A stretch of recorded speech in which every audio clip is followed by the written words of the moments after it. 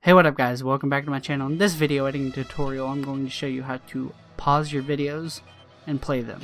So what you can easily do is hit the spacebar, play it, and then to pause it you also hit the spacebar.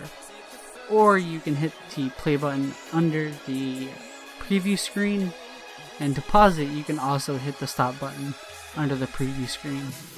Now let's go over to Sony Vegas. But to stop it and pause it right where you would like it, is hit enter. Because if you don't hit enter, if you hit spacebar again, it's going to go back to where you first started. Or you can also hit the play button under the preview screen, or pause under the preview screen.